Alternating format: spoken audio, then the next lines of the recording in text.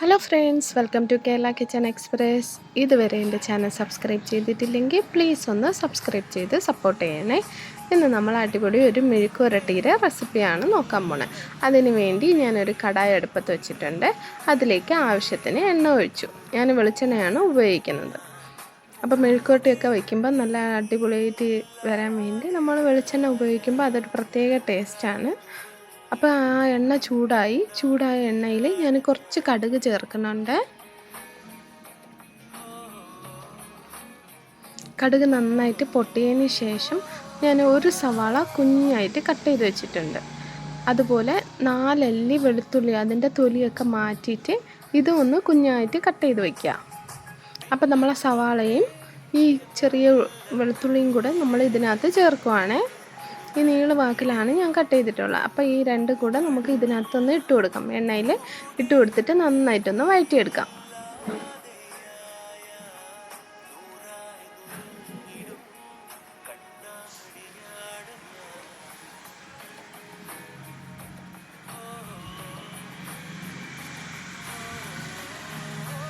നന്നായിട്ടൊന്ന് വഴറ്റി മൊരിച്ചെടുക്കുക.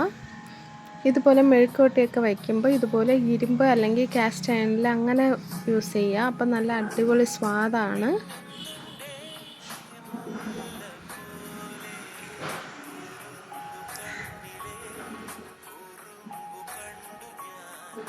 സവാള നന്നായിട്ടൊന്ന് വഴണ്ട് വരട്ടെ. ആ സമയം നമുക്ക് കുറച്ച് കറിവേപ്പില ഇട്ട് കൊടുക്കാം.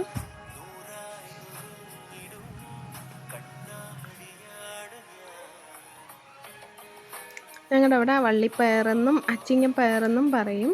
ഈ അച്ചിങ്ങപ്പയർ നന്നായിട്ടൊന്ന് കഴുകി വൃത്തിയാക്കിയതിന് ശേഷം കുറച്ച് നീളത്തിന് കട്ട് ചെയ്ത് ഇതുപോലെ ആക്കി വെച്ചിട്ടുണ്ട്. ഇതും കൂടെ നമുക്ക് ഇട്ട് കൊടുക്കാം. എന്നിട്ട് നന്നായിട്ടൊന്ന് വഴറ്റിയെടുക്കാം.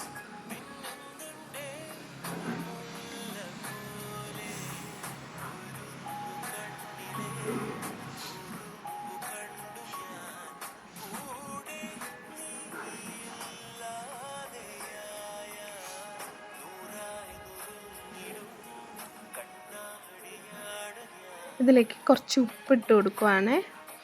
ആവശ്യത്തിനുള്ള ഉപ്പൊന്ന് ഇട്ട് കൊടുക്കുക. എന്നിട്ട് ജസ്റ്റ് ഒന്ന് മിക്സ് ചെയ്ത് കൊടുക്കുക. ഉപ്പ് എല്ലായിടത്തും ഈക്വലായിട്ട് സ്പ്രെഡ് ആവാൻ വേണ്ടി നമ്മൾ പിന്നെയും മിക്സ് ചെയ്ത് കൊടുക്കുക നന്നായിട്ട്.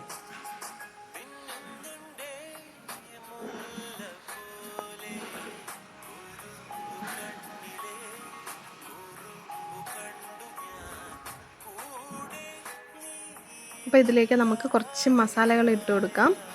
ആദ്യമായിട്ട് ഞാൻ കുറച്ച് കാശ്മീരി ചില്ലി പൗഡറാണ് ആഡ് ചെയ്യുന്നത്.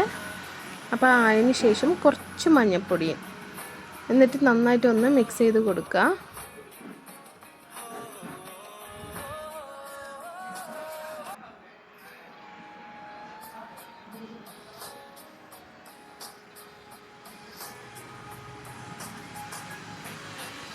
ഈ പയറൊന്ന് വേവിക്കാൻ വേണ്ടി കുറച്ച് വെള്ളം ഞാൻ ആഡ് ചെയ്യുന്നുണ്ട്. ഒരു 1/4 കപ്പ് വെള്ളം.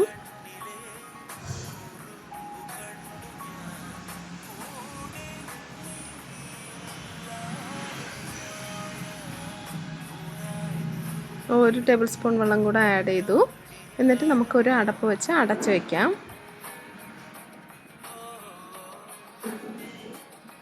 ഒരു 2 മിനിറ്റ് കൂടുമ്പോൾ ഇതുപോലെ ഒന്ന് ഇളക്കി നോക്കുക. ഇളക്കി നോക്കിയിട്ട് നന്നായിട്ടൊന്ന് മിക്സ് ചെയ്ത് കൊടുക്കുക. നമ്മുടെ പയറൊക്കെ വെന്ത് വന്നിട്ടുണ്ട്.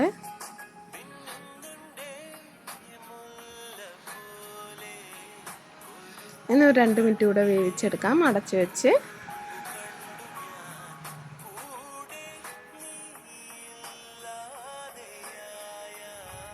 ഈ സമയം കൊണ്ട് നന്നായിട്ട് ഡ്രൈ ആയിട്ട് നമുക്ക് വെന്ത് കിട്ടിയിരിക്കും.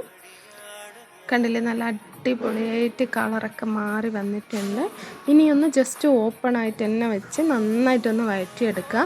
അതിൽ വെള്ളമയം എന്തെങ്കിലും ഉണ്ടെങ്കിൽ അതൊന്ന് പോയി കിട്ടും. ഇതിൽ ഉപ്പുണ്ടോയെന്ന് ഇപ്പോൾ ഒന്ന് ചെക്ക് ചെയ്ത് നോക്കുക. ഉപ്പ് കുറവാണെങ്കിൽ ഒന്ന് ഉപ്പിട്ട് അതിനെ ബാലൻസ് ചെയ്ത് വയ്ക്കുക. നന്നായിട്ട് പിന്നെയും ഒന്ന് ഇളക്കി കൊടുക്കുക. അങ്ങനെ നല്ല അടിപൊളിയായിട്ട് നമ്മൾ അച്ചിങ്ങപ്പയർ മെഴുക്ക് പുരട്ടി റെഡി ആയിട്ടുണ്ട്. ഇതാണ് അതിൻ്റെ കൺസിസ്റ്റൻസി. ഉറപ്പായിട്ട് നിങ്ങൾ ഇതൊന്ന് ട്രൈ ചെയ്ത് നോക്കുക. ട്രൈ ചെയ്ത് നോക്കിയിട്ട് എങ്ങനെയുണ്ടെന്നുള്ളത് ഫീഡ്ബാക്ക് കമൻറ്റ് സെക്ഷനിൽ പറയുക. ഇതുവരെ എൻ്റെ ചാനൽ സബ്സ്ക്രൈബ് ചെയ്യാത്തവർ പ്ലീസ് ഒന്ന് സബ്സ്ക്രൈബ് ചെയ്യുക. മറ്റൊരു വീഡിയോയിൽ കാണാം. താങ്ക്